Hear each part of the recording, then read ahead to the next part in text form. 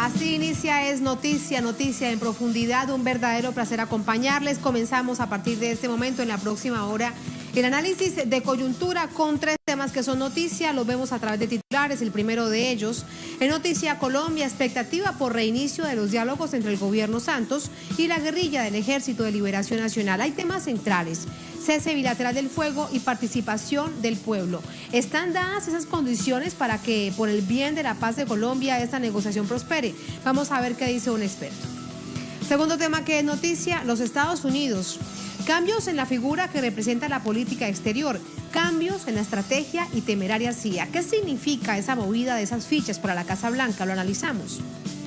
Y tercer tema que es noticia, Chile. Dos grandes protestas le dieron la bienvenida a Sebastián Piñera a su segundo mandato. Estudiantes y pensionados le recuerdan y le recordaron que hay una larga deuda del Estado y que las calles serán la expresión de los reclamos. Tenemos el análisis en Noticia que así comienza. Bienvenidos, bienvenidas.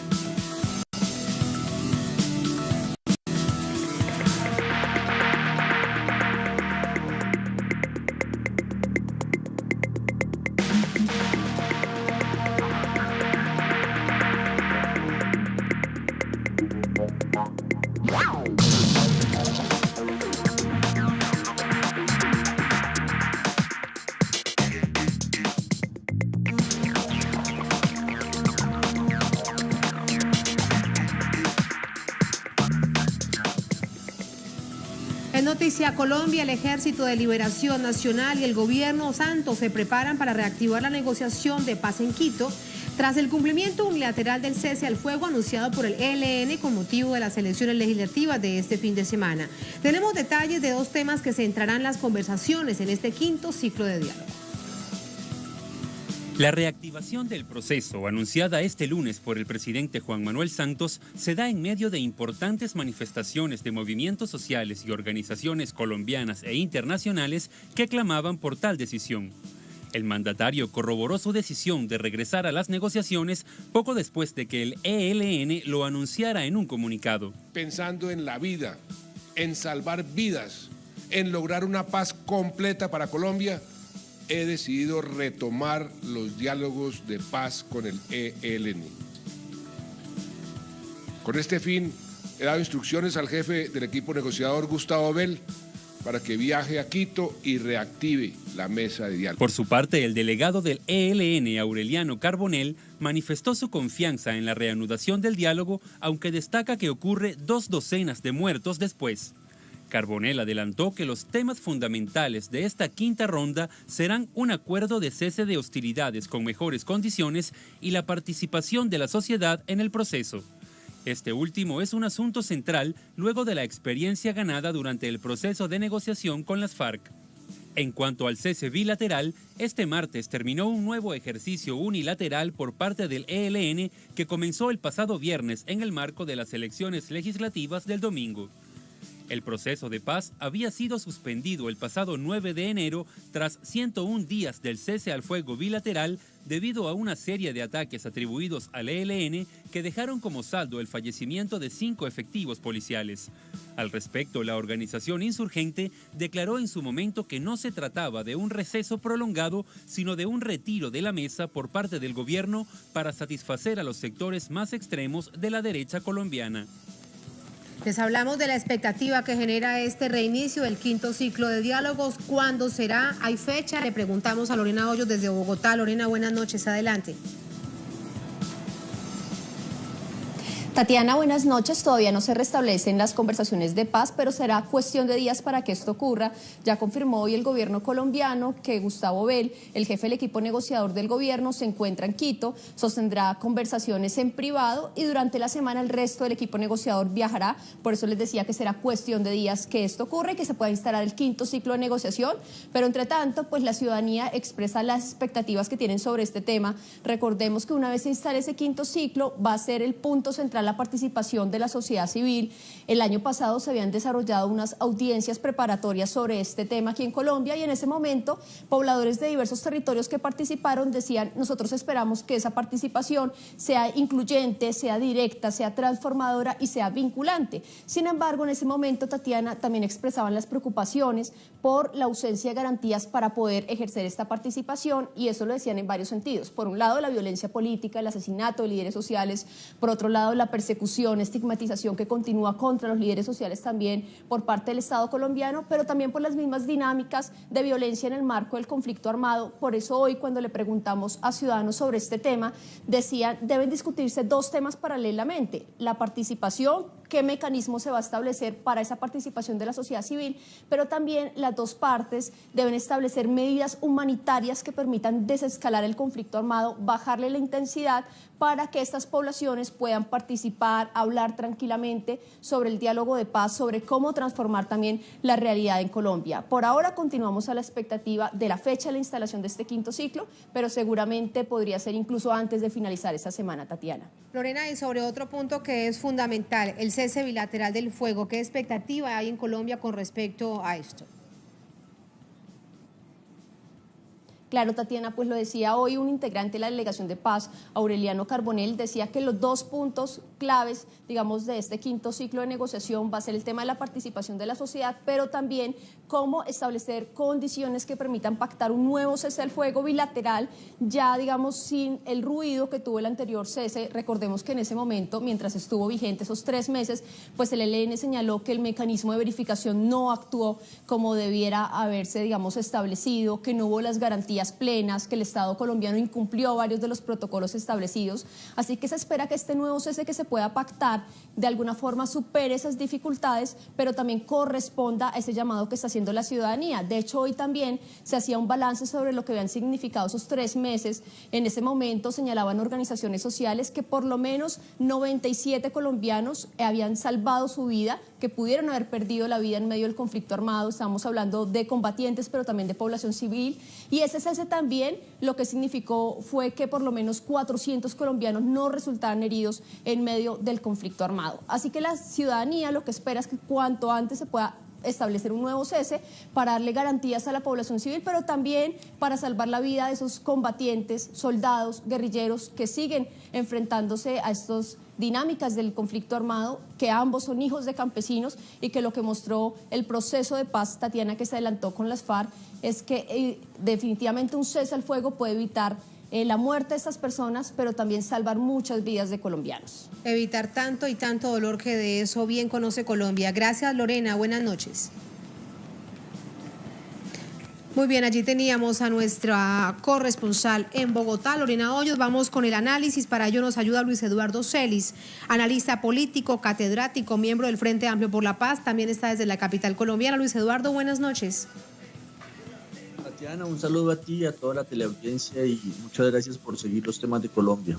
A usted muchas gracias. Un asunto central sin duda tiene que ver con la participación política de la sociedad o del pueblo colombiano en esta mesa de conversaciones entre el Ejército de Liberación Nacional y el gobierno Santos. ¿Veremos algo similar a lo que ya se conoció en los 4 años de negociaciones entre el gobierno y las FARC?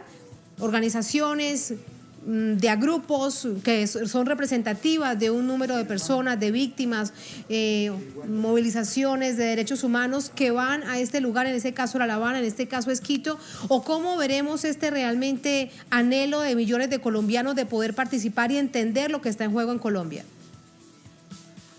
Bueno, pues tú lo has dicho, el tema de la participación es un tema central en esta negociación.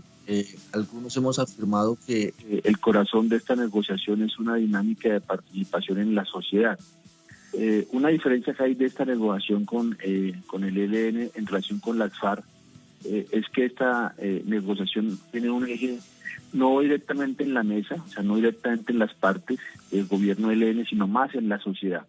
El ELN ha insistido durante décadas realmente, de que la sociedad debe participar y que la sociedad debe ser protagonista. Entonces aquí no se trata de una romería a Quito, sino más bien de unas dinámicas en Colombia. O sea, dinámicas de participación entre diferentes para buscar concertaciones que hagan viable un acuerdo de paz. Eso es posible, eso es factible, eso es realista. Y esa es la prioridad que deben trabajar en este momento tanto el gobierno como el ELN, luego de un proceso de audiencias en Tocancipá, en el que pudieron escuchar más de 250 voces con propuestas muy concretas de cómo adelantar la participación. Luis Eduardo, incluso yendo un poco más allá, la intervención del gobierno, ¿cómo debería ser en torno a lo que significa la participación de la sociedad? Hemos visto muy interesantes iniciativas desde las regiones, no solamente en Tocancipá, en Cali, en regiones muy golpeadas del conflicto como el Cauca. Desde la perspectiva del gobierno, ¿qué debe hacerse para que se entienda que esto realmente es confiable y será bueno para el país? Bueno, yo creo que el gobierno ha escuchado, digámoslo, un conjunto de voces, tanto en Tocancipá como en varios escenarios. Yo creo que el presidente Santos y su equipo negociador liderado por el señor Gustavo Bell entienden que se requiere una dinámica de participación. Eso que suena complejo y difícil puede volverse algo concreto. Hay temas en la sociedad colombiana que son, digámoslo, prioridad. Yo creo que lo que hemos escuchado en Tocancipá, por ejemplo, es un clamor frente al tema minero energético, o sea, una discusión entre actores muy diversos, tanto del sector minero, petrolero, como de la sociedad, como de las autoridades y gobiernos regionales en torno a esa problemática. Pero así como el tema minero energético, hay otros temas, por ejemplo, todo el tema del ordenamiento del territorio. En última cita ha sido una guerra territorial, una guerra por el control de unos recursos, por quién manda en un territorio. Y por supuesto, junto a eso, pues están todos los temas de la democracia. Entonces, que fue un punto discutido en La Habana y acordado con las FARC que está por desarrollar.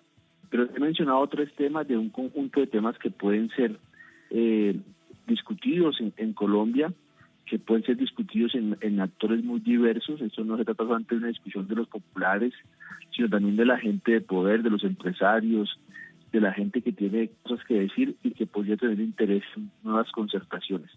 Entonces, esa participación se puede dar en Colombia, se puede concertar, y yo creo que el gobierno es consciente de la importancia de avanzar en ese punto, en este 5º ciclo. Y también hay algo importante sobre lo que quiero pedirte tu análisis, las diferencias en términos de deudas históricas, de desarrollo social que tiene cada una de las regiones de Colombia. ¿También deberá contemplado en este proceso de participación de la sociedad? Por supuesto, yo creo que lo que hay también en Colombia son un conjunto de regiones muy desarticuladas del desarrollo, donde los indicadores sociales y económicos son muy precarios, donde la guerra ha permanecido, donde están las economías ilegales. Entonces, esas regiones tienen que ser centrales en esta dinámica. O sea, no puede haber una dinámica de participación que no le dé voz a las comunidades de Arauca, del Catatumbo, del sur de Bolívar, del Chocó, del suroccidente colombiano, donde está Cauca y Nariño. Por lo menos en esas zonas donde el ELN ha permanecido, debe de haber una dinámica de sociedad para pensar cómo las regiones se pueden integrar en mejores condiciones, porque realmente allí hay una Colombia olvidada que requiere más atención. Claro, todo esto pensando, de hecho, en las consecuencias que ha tenido el proceso de implementación de los acuerdos entre el gobierno del presidente Santos y las FARC. Las comunidades en algún momento se han sentido olvidadas, sobre todo, por ejemplo, el primer tema que tiene todo que ver con una reestructuración del campo que realmente no llega. Para que esto no suceda, para que esto se blinde y exija un mayor nivel de confiabilidad, ¿qué tendrá que pasar en términos además ya de acuerdo colectivo? Pues el acuerdo gobierno-FARC es un acuerdo por desarrollar, o sea, es un acuerdo que está en su segundo año de implementación de 15 años, como lo han acordado las partes. Y bien es cierto que en el primer año hemos tenido dificultades en el ritmo de implementación. Yo creo que estamos aún lejos de decir que ese acuerdo pues está incumplido. Yo creo que las voces que hablan de un incumplimiento también creo que son voces que se apresuran en sus juicios. Por supuesto que necesitamos implementar el conjunto del acuerdo, que el acuerdo tiene temas centrales para la sociedad colombiana, como es transformar el campo, que es un campo demasiado desigual e inequitativo, transformar la política que es llena de corrupción y de mafias, de violencia y de inequidad, poner la cara ante las víctimas y dar garantías de no repetición. O sea, en ese conjunto de temas que son temas de la sociedad colombiana, pues habrá que trabajar. Y también el gobierno y el ELN también tendrán que encontrar puntos de coincidencia. Por ejemplo, no es posible pensar en transformar el campo colombiano si no se piensa también en elementos de reordenamiento de los territorios y de garantía de un orden democrático en los territorios. Entonces, ese conjunto de temas están en el acuerdo del gobierno FARC y muy seguramente tendrán que encontrar puntos de articulación con el proceso que se desarrolla entre el gobierno y el ELN. Así debe ser para que realmente el conjunto de la población se sienta identificada con un anhelo y un deseo, algo tan necesario para Colombia como es la paz. Luis Eduardo, gracias por ese análisis. Buenas noches. A ti, Tatiana, muchas gracias y lo mejor para Telesur. Muchísimas gracias. Ahí teníamos esta información. Entre otras cosas, tiene mucho que ver con el anhelo de una paz integral. Y tenemos acerca de esto este titular en nuestra mesa. FARC trabajará reformas pendientes del acuerdo de paz. Ahí los tenemos. La Fuerza Alternativa Revolucionaria del Común, ya hablamos del partido FARC, aseguró que centrará su acción desde el Senado y la Cámara de Representantes de Colombia en reformas pendientes del acuerdo de paz firmado con el gobierno. Mediante un comunicado, las FARC destacó su participación política durante elecciones legislativas celebradas este domingo, que en cumplimiento al acuerdo de paz participaron por primera vez en la historia. Ellos han dicho esto: nuestra bancada de 5 senadores y 5 representantes centrará su acción parlamentaria en reformas aún pendientes del proceso de paz, la presentación y trámites de proyectos legislativos que contribuyan a generar mejores condiciones de vida. Es lo que han citado en el texto y aquí están los rostros de quienes representarán en Cámara y Senado al partido FARC. Bien, así nos vamos a la primera pausa en esta emisión de Es Noticia. Al volver, Es Noticia los Estados Unidos. Ahí tenemos las imágenes. Cambios en la figura que representan la política exterior de este país. Cambios, además, en la estratégica y temeraria CIA. ¿Qué significa la movida de esas fichas para la Casa Blanca, para el gobierno de Donald Trump? Lo analizamos al volver, aquí en Es Noticia.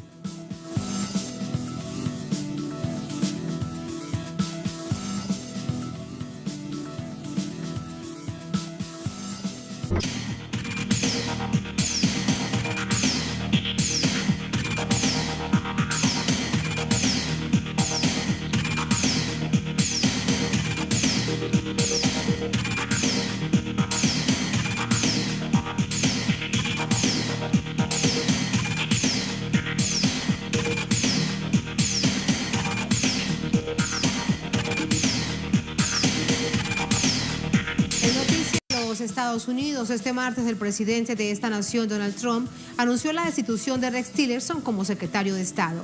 Vía Twitter también anunció que su reemplazo será Mike Pompeo, quien ejercía como director de la Agencia Central de Inteligencia CIA. Gina Haspel asume el puesto de Pompeo. ¿Qué hay detrás de esos cambios? ¿Quiénes son Pompeo y Haspel? Aquí les ofrecemos detalles.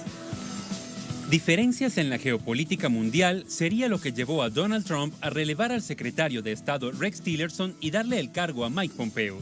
En octubre del año pasado, Trump criticó a Tillerson de estar perdiendo el tiempo al intentar dialogar con el pequeño hombre cohete, refiriéndose al líder norcoreano Kim Jong-un. Además, Tillerson no compartía la decisión de Trump de retirarse del Acuerdo de París. Estos y otros desacuerdos quedaron evidenciados en las declaraciones de Trump dadas a las afueras de la Casa Blanca. Rex y yo hemos estado hablando de esto durante mucho tiempo. De hecho, hemos pasado bastante tiempo bastante bien, pero no estamos de acuerdo en algunas cosas. Cuando observas el acuerdo con Irán, creo que es terrible. Creo que él pensó que estaba bien, pero yo quería romperlo o hacer algo, y él se sentía un poco diferente. Así que no estábamos pensando lo mismo. Con Mike Pompeo tenemos un proceso de pensamiento muy similar. Creo que va a ir muy bien. Antes de llegar a la CIA, Mike Pompeo fue senador republicano. Desde el Congreso fue un duro crítico de los acuerdos nucleares entre Irán y el Grupo +5. A nivel interno, Pompeo defendió a la CIA luego de la publicación de un informe del Senado sobre la tortura en 2014. Este detallaba las prácticas de interrogatorio rechazadas por ser violatorias de derechos humanos.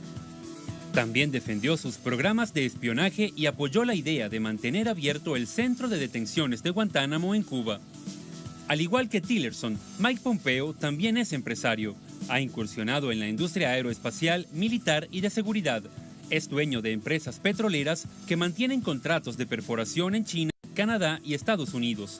En Texas y Oklahoma mantiene actividades relacionadas con el denominado fracking extensivo.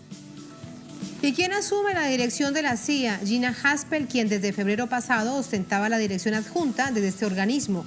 Vamos a ver de quién se trata. Con más de 30 años de servicio en la CIA, Gina Haspel será la primera mujer en ocupar el cargo. Es experta de espionaje y misiones encubiertas, señalada de estar vinculada con operaciones de tortura. Un informe de Amnistía Internacional afirma que Haspel trabajó en el programa extrajudicial puesto en marcha después de los atentados del 11S en Estados Unidos para encarcelar e interrogar bajo tortura a sospechosos de terrorismo. Según ese documento, fue jefa del personal de la CIA en Tailandia en 2002, donde algunos detenidos fueron sometidos a tortura y desaparición forzada. Haspel fue también jefa del Servicio Clandestino Nacional de la CIA, que gestionaba el programa de detención secreta.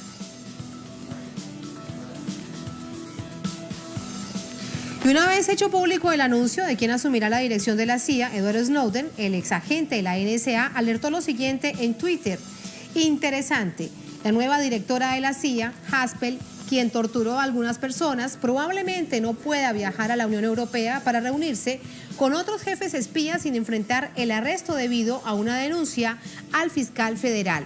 Lo que ven ustedes allí es una organización de derechos humanos y constitución de la Unión Europea.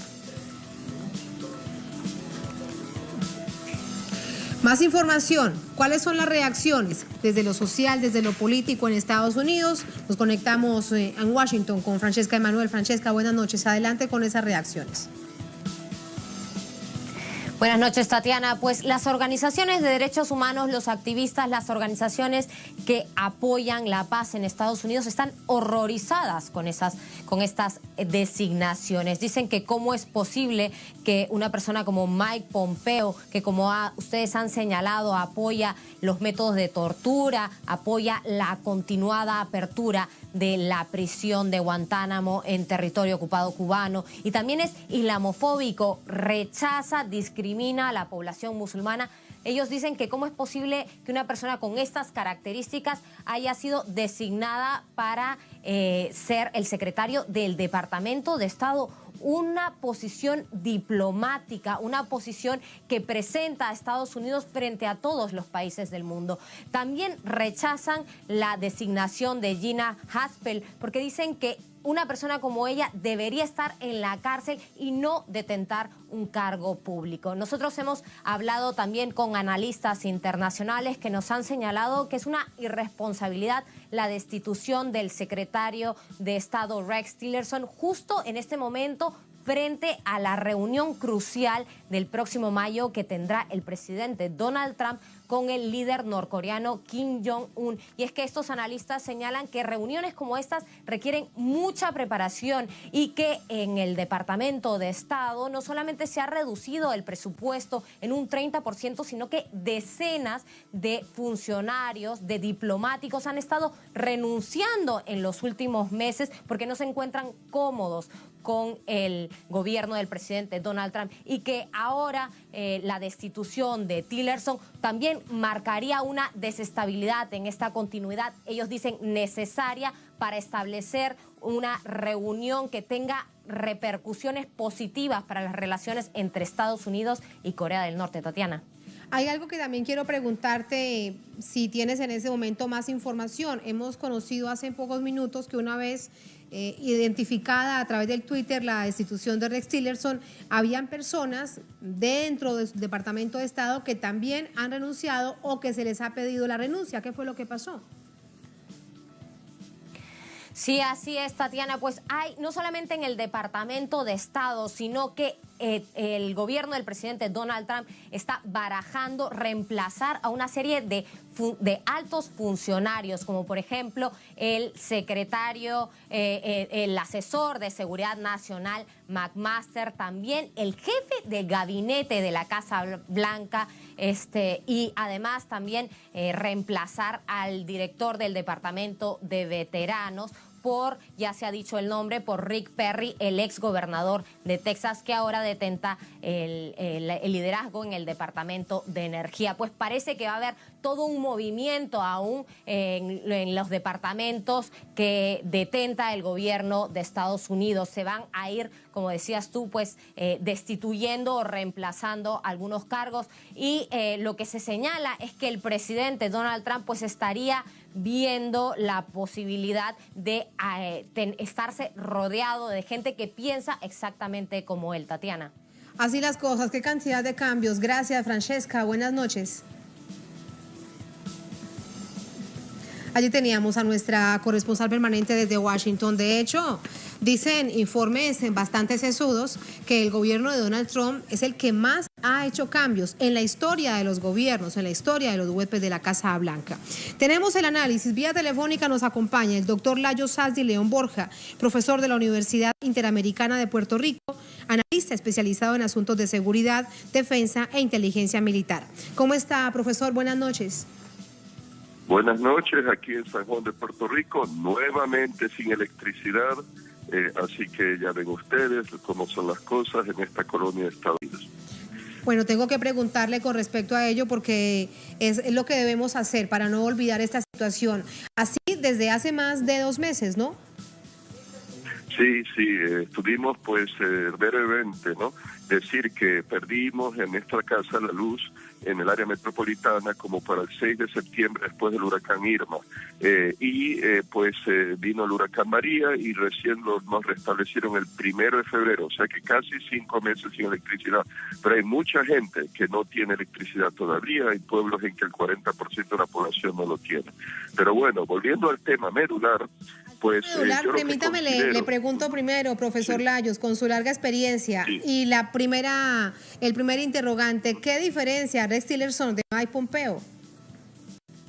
Bueno, es una gran diferencia. Rex Tillerson, pues sí, como Mike Pompeo empresarios, pero Rex Tillerson ha sido jefe pues de ExxonMobil, una gran multinacional. No se puede comparar a los negocios que ha tenido Mike Pompeo, que realmente no se comparan en tamaño, poder adquisitivo, etcétera, generación de ingresos. Rex Tillerson incluso fue condecorado por el presidente Vladimir Putin cuando había sido presidente o jefe, ¿no?, de ExxonMobil por las inversiones de la compañía en Rusia, en la explotación de campos de petróleo. O sea que, y eso con la aprobación de Estados Unidos. O sea, probablemente por eso fue que Trump inicialmente lo nominó y nombró su secretario de Estado, porque ya tenía experiencia como diplomático. Mike Pompeo, otra personalidad. Es un tipo que ha sido pues un militar de carrera en fuerza de tanques, llegó al rango de capitán, graduado de la Academia del Ejército Americano de West Point, pero una persona bastante agresiva, parece que es antirruso incluso, es anti-iraní, muy pro-Israel, tengo entendido, y una persona que, como ya se ha mencionado, pues ha apoyado que la cárcel de Guantánamo esté abierta, ha elogiado a los torturadores de la CIA, precisamente aquellos torturadores bajo Haspen, ¿no? La nueva, directora de la CIA, Gina Haspen, ¿no? Pues ella había presidido pues esas torturas en una cárcel secreta en Tailandia de la CIA. Pues él llamó Mike Pompeo cuando presidía, tengo entendido, presidía el Comité de Asuntos de Inteligencia de la Cámara de Representantes, elogió a los torturadores de la CIA como patriotas. Así que es una persona muy distinta, no es nada diplomático en mi opinión, y es una persona que apoya crímenes de lesa humanidad y crímenes de guerra, como han sido las torturas, tanto en Guantánamo como en esa cárcel secreta de Tailandia, que esta señora, la nueva directora de la CIA, pues presidió. Y para que vean la calidad de persona que es Mike Pompeo, que ha elogiado esas prácticas, y la nueva directora de la CIA, pues Abu Zubaydah era un sospechoso de Al-Qaeda que era prisionero en esa cárcel secreta llamada El Ojo del Gato, nombre código que ella presidía, Haspen, en Tailandia, y pues le torturaron a este señor, creo que según el informe del Comité de Asuntos de Inteligencia del Senado, le aplicaron el submarino, que es echarle agua sobre la cara cubierta de una sábana de plástico, y le echan cubos de agua y la persona piensa que se está ahogando. ¿Para qué hable? Pues a Al-Zubaydah se lo hicieron 83 veces en un mes.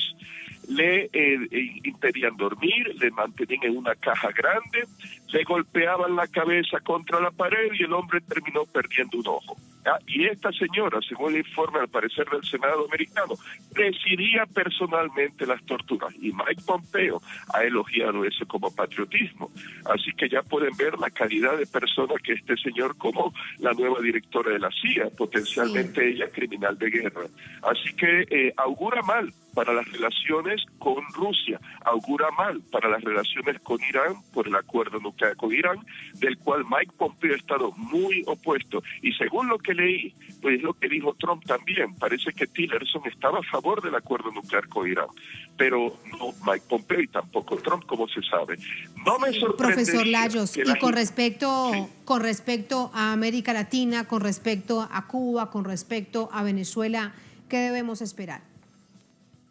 Bueno, ciertamente con respecto a Cuba, como mínimo que no habrá pues tratar de reconstruir o reiniciar el diálogo y la apertura de nuevas relaciones como la administración de Obama había intentado. Eso de ninguna manera va a ocurrir y probablemente pues se puede endurecer bajo el argumento de esas enfermedad que aparentemente afectó al oído de diplomáticos americanos, canadienses, pues de allí pueden obtener quizá una excusa, un argumento para que incluso se endurezcan las relaciones. Claro, Cuba tiene el apoyo de Rusia, como lo tiene de China, o sea que no está sola en ese sentido. Y en cuanto a Venezuela, pues hay que esperar un endurecimiento de las relaciones. Y bueno, esta señora, la nueva directora de la CIA, pues Obama la nombró directora del Centro Nacional de Operaciones Clandestinas de la CIA en el extranjero, obviamente, así que no habría que descartar operaciones clandestinas en el caso de Venezuela, pero eso es puramente especulativo de mi parte.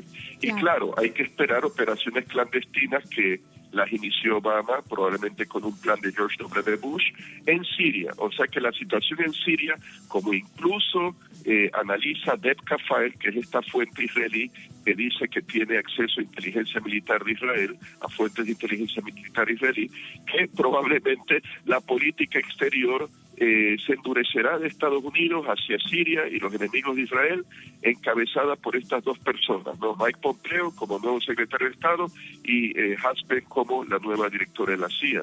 Que no olvidemos que la CIA pues, ha estado apoyando a grupos terroristas en Siria. Y allí me queda una pregunta por hacerle a nivel interno. Me refiero al pueblo, a la sociedad norteamericana.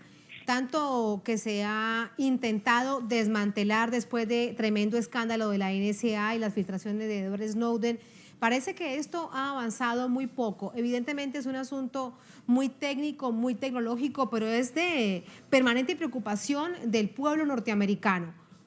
Como el centro de la discusión sigue siendo el espionaje, hay dos figuras claves de ello. Sí, bueno, el caso del pueblo americano es que hay obviamente gente que está opuesta a este tipo de personas y las políticas estas agresivas que está siguiendo la administración Trump, muy probablemente influenciadas por el yerno de Trump, Jared Kushner, judío ortodoxo, pro-israelí, pro-Netanyahu, pro-gobierno de Netanyahu, que es de extrema derecha. Y ahí pues hay una clave, quizá el nombramiento tanto de Mike Pompeo como de Haspen, pero el pueblo americano pues sí puede estar escandalizado, y obviamente los que no votaron por Trump, los que votaron por Hillary Clinton, estarán pues que se tiran los pelos. Pero claro, hay ese otro elemento del electorado, parte de los que votaron por Trump, los que quieren pues eso, proteccionismo económico, para ver si se resucita la industria americana, los que quieren el muro con México, quieren expulsar a los indocumentados por ser hispanos, por su xenofobia y racismo angloamericano, WASP, de White Anglo-Saxon Protestant, blanco anglosajón protestante. Ellos pues les parecerá muy bien esto. Y miren, es como en el caso del debate de las armas de fuego. A pesar de todas las masacres que han habido, incluyendo la de Connecticut, cuando fue 2012, 2013, en que pues 20 niños preescolares fueron asesinados, pero no ha habido realmente un control realmente efectivo sobre las armas de fuego y sobre quienes las usan, los elementos indeseables de la sociedad que cometen esas masacres, que reconozco que son una gran minoría, no es la mayoría de la gente que tiene armas de fuego, pero basta un loco de esos para dañarle la vida pues a una decena o más de personas. Y ya ven, es un gran debate en Estados Unidos, lo de las armas de fuego, pero no se van, no hay control realmente. Así que lo mismo, habrá habido apoyo hacia las declaraciones de Edward Snowden sobre los abusos de la NSA, de espionaje pues de los datos estos estadísticos que la NSA recopilaba y que precisamente Mike Pompeo apoyaba eso, que es una violación a la Constitución realmente. Pero ya ven ustedes, es una sociedad dividida la americana, hay gente que lo apoya, le parece patriótico, hay otros que lo rechazan pero que no tienen poder y realmente pues no se ve como en otros países que quizá la gente saldría a las calles a protestar, no en el caso quizá por crímenes de tipo racista, como ha ocurrido, ¿no?, el año pasado, pero no por este tipo de asuntos de política exterior. Ahí parece que el pueblo americano no está enterado, no le interesa, a pesar que él debe interesarle, porque Rusia, precisamente el presidente Vladimir Putin, en su discurso de Estado reciente, habló de una serie de armas que uno diría del futuro, pero que ya son realidad, y que Putin habló de esas armas como advertencia a Estados Unidos, porque yo considero que Estados Unidos está metiéndose en áreas de influencia de Rusia y Rusia quiere preservar sus intereses, como en Siria, que ya Estados Unidos tiene bases militares ilegales y aparte que ha estado apoyando grupos terroristas como el Frente al-Qaeda, Estado Islámico, aunque parezca increíble, pero sí le ha estado apoyando con armas y apoyo logístico, y otros grupos como Ejército Libre de Siria, Jaish al-Islam, Ejército del Islam, etcétera. Una política... Sí, y una política... Mike Pompeo consideró que no era importante. Mike Pompeo dijo que esas armas no son importantes. O sea que hay un problema allí también. Perdona que te interrumpa, pero quiero decir, cuando yo viví en Washington me fijé que muchos estadounidenses despreciaban la tecnología militar rusa, diciendo que era obsoleta, que era anticuada, que no hay nada que temer. Aparentemente hay gente que está ignorante, como Mike Pompeo, que piensa así, y es un grave error. Los rusos no pararon de investigar, parece, en investigación y desarrollo, a pesar de la caída de la Unión Soviética. Y parece que han tenido proyectos que desde los 1958 y 62 han estado financiando, como el de los motores para aviones, motores de reactor nuclear miniaturizado para misiles crucero y aviones. Y así por eso han desplegado un misil crucero con propulsión nuclear que puede estar meses volando hasta impactar en un blanco con ojiva nuclear. Y eso, claro, Mike Pompeo todo dice esto que lo no que nos hace ver, o sea que... sí, todo esto, profesor Layo Sassi, lo que nos hace ver es que aumentará el nivel de tensiones entre Rusia y los Estados Unidos ante este nivel de radicalización de la Casa Blanca a través nada más y nada menos que de su política exterior. Lo despido, un abrazo y gracias, buenas noches. Buenas noches, gracias por invitarme. Gracias a usted. Información en nuestra mesa en la multiplataforma. Rex Tillerson dejará su cargo el próximo 31 de marzo, ya hay fecha. El exsecretario de Estado del Gobierno de Estados Unidos, Tillerson, anunció este martes que dejará su cargo el próximo 31 de marzo, tras ser destituido por el presidente Donald Trump y delegará sus funciones al subsecretario John Sullivan. Delego todas las responsabilidades de mi despacho en el subsecretario de Estado Sullivan al final de este día. Mi misión como secretario de Estado finalizará en la madrugada del 31 de marzo, expresó el funcionario a través de un comunicado. El jefe de gobierno, recordamos, dio la noticia a través de su cuenta en Twitter. Muchos se preguntan si la forma importa o no, será asunto de otro análisis, donde precisó que Tillerson será reemplazado por el director de la Agencia Central de Inteligencia, CIA, por sus siglas en inglés, Mike Pompeo, de lo que ya hemos tenido este interesantísimo análisis aquí en El Noticia. Bien, así nos vamos a la segunda última pausa en esta emisión de Noticia. Al volver en Noticia, Chile. Dos grandes protestas le dieron la bienvenida a Sebastián Piñera en su segundo mandato. Estudiantes y pensionados le recuerdan que hay una larga deuda del Estado, larguísima, y que las calles serán la expresión de esos reclamos. Tenemos información, tenemos el análisis al volver en El Noticia.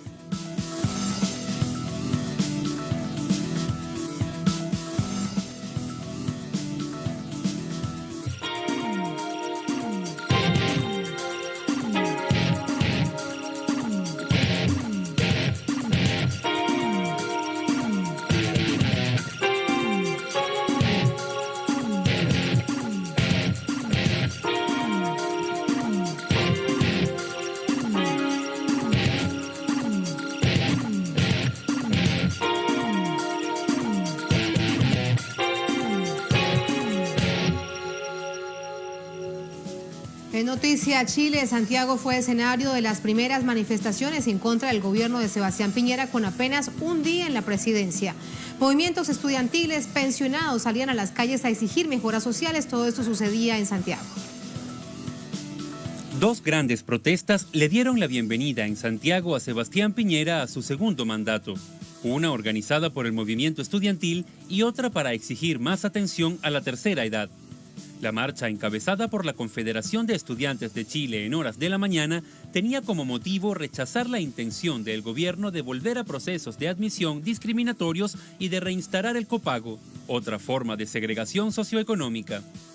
Sandra Beltrami, vocera de la Confech, describió la protesta como una bienvenida a Sebastián Piñera para plantearle que el movimiento estudiantil está más vivo que nunca, sobre todo tras la detención de varios dirigentes estudiantiles que se encontraban en la manifestación, entre ellos el presidente de la Federación de Estudiantes, Alfonso Mor, por motivos que se desconocen. Por la tarde tuvo lugar la denominada Marcha de los Bastones, organizada por la Mesa Social del Adulto Mayor y el movimiento ciudadano Aquí la Gente. Los manifestantes recolectaron firmas para exigir al gobierno rebajas en el transporte público para todas las personas jubiladas. Los abuelos aprovecharon la ocasión para rechazar el actual sistema privado de pensiones que solo beneficia al capital privado a través de las AFP. Un grupo de instituciones que recaudan dinero mediante un descuento mensual del salario de los trabajadores y lo invierten para supuestamente generar mayores ganancias que luego servirían para financiar las jubilaciones. Sin embargo, el resultado es nefasto. Por ejemplo, una persona que ganaba $1.000 mensuales y que trabajó desde los 22 años hasta los 65 recibe una pensión mensual de apenas $340. Nosotros dimos todo en este país, trabajamos y ahora nadie se acuerda de nosotros. Yo trabajé 40 años y mi pensión son 110.000 pesos. Entonces encuentro que es una injusticia. Estas jornadas de protestas en Chile son frecuentes. Lo peculiar de las recientes es que fueron justo horas después de la investidura de Sebastián Piñera, un jefe de Estado que públicamente ha expresado no estar de acuerdo con socializar los servicios públicos. Quisiéramos que la educación, la salud y muchas cosas más fueran gratis para todos. Pero yo quiero recordar que al fin y al cabo nada es gratis en esta vida. Esta vez, el presidente Piñera se comprometió a derrotar la pobreza, así como a corregir las reformas tributarias y sociales impulsadas por la saliente gobernante Michelle Bachelet. Amanecerá y veremos. Amanecerá y veremos. De esto le preguntamos a Paola Dragni, nuestra corresponsal en Chile, por esos días aquí en nuestra sede central en Caracas. Hola, Paola. ¿Qué tal, Buenas Tatiana? noches. Buenas noches. Ahí veíamos dos hechos que no son de ahora.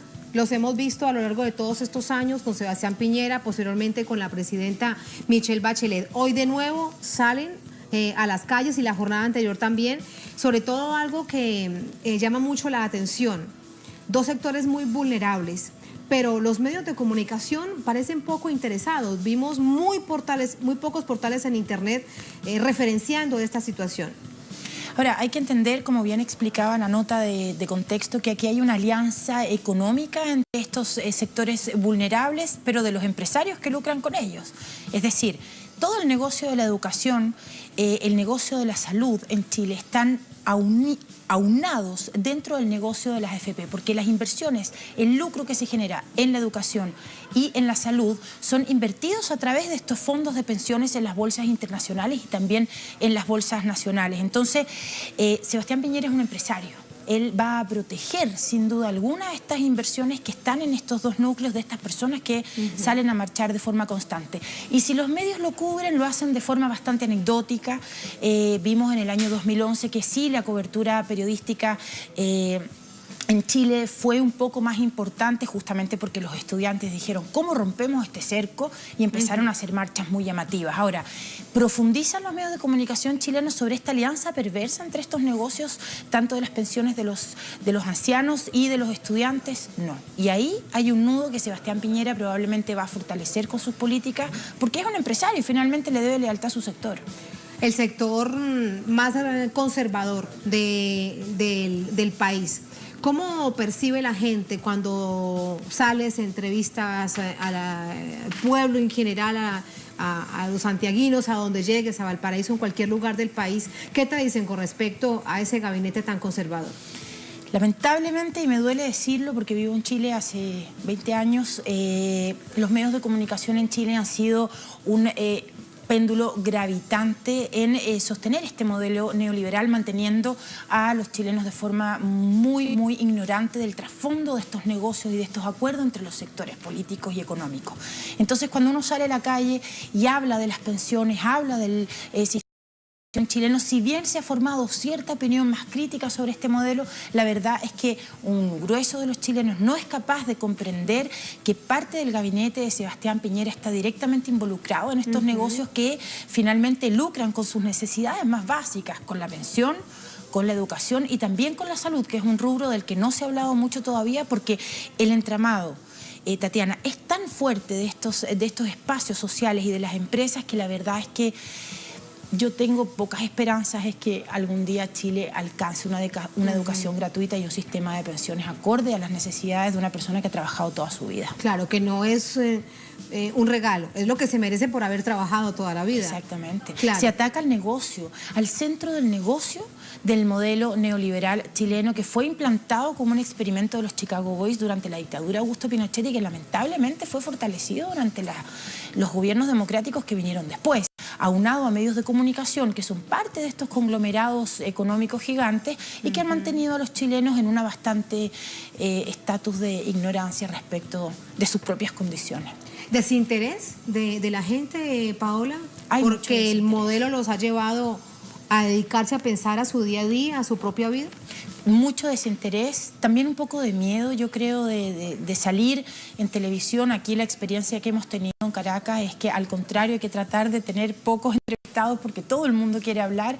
En Chile no les cuesta decir el nombre, les cuesta decir el apellido, uno nota los resabios de la dictadura y después de la represión que lamentablemente en democracia hemos sufrido. Ahí las imágenes muestran los carros lanzaagua, los zorrillos, como se les llaman. Hay manifestaciones en las que nos ha tocado cubrir y apenas hemos estado 2 minutos. La marcha ha avanzado 2 minutos y la represión inmediatamente la corta. Entonces sí también hay una suerte de represión instalada en un orden social donde no es bueno ser tan bueno para manifestar, no está bien visto, ¿no? Entonces los estudiantes quebraron esto, quebraron ese silencio de los medios con estas manifestaciones más llamativas y por otro lado el fenómeno de las AFP donde la gente empezó a jubilar y empezó a ver que las jubilaciones que le daba este gran sistema de inversiones donde supuestamente iban a tener retorno capitalista no eran así.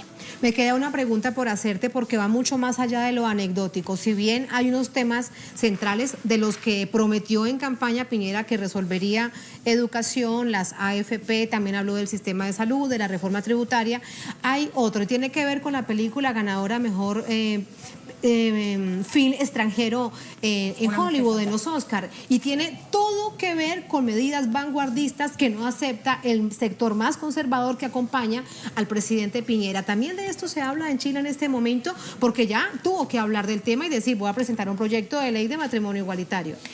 Pero hay que recordar que durante su primer gobierno y su primera campaña presidencial él hizo lo mismo. Incluso durante la franja electoral de aquel entonces, él salió con 2 personas del mismo sexo hablando de que el amor no podía estar restringido solamente a la familia como la hemos conocido. Sin embargo, no se materializó durante el primer gobierno y bueno, es probable que durante este segundo gobierno tampoco. Y me atrevo a decir ahí que las fuerzas de derecha, de ultraderecha, que no vimos durante el primer gobierno de Sebastián Piñera, más activas como ahora, hoy sí están presentes. José Antonio Kast, de la ultraderecha, muy cercana a Augusto Pinochet, aportó un importante porcentaje de votos para Sebastián Piñera y ahí él va a tener que saber negociar qué hace con esta ala más ultraconservadora que, por ejemplo, quiere ponerle freno a la ley de aborto por 3 causales o aborto terapéutico que ya fue aprobada en Chile y cuyo reglamento ya empezó a circular.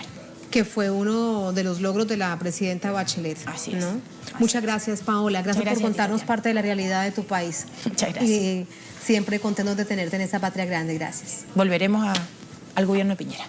Allá te veré, en la distancia. Gracias, Paola. Seguimos con el análisis. Para ello nos acompaña, a ver por qué cámara me voy. Me quedo por esta cámara. Esteban Silva Cuadra, sociólogo, presidente ejecutivo del Movimiento Socialista Allendista, miembro de la coordinación de Pacto El Cambio por Ti, también está con nosotros desde la capital chilena, desde Santiago. Hola, buenas noches, Esteban, ¿cómo está? Buenas noches, ¿cómo estás? Gracias. ¿Qué tan distinto, qué tan parecido es ese Chile de hoy al que dejó Piñera hace 4 años? A ver si logramos entender este contexto que planteamos hoy a nuestra audiencia.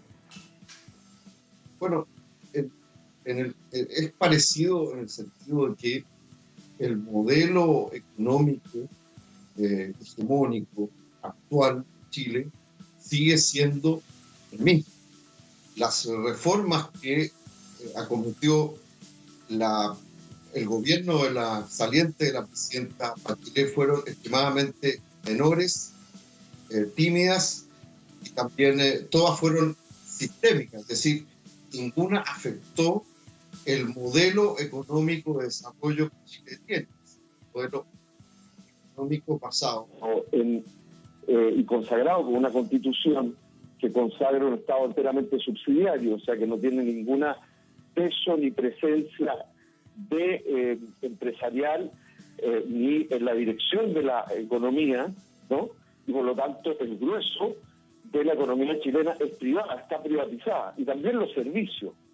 Entonces no hay un gran cambio, en definitiva, salvo algunos avances en materia parcial, como por ejemplo un cierto segmento por tramos de gratuidad en la enseñanza superior, que fue una de las reformas, aunque menor, a la demanda que tenía el movimiento estudiantil y la sociedad chilena, generó el gobierno saliente.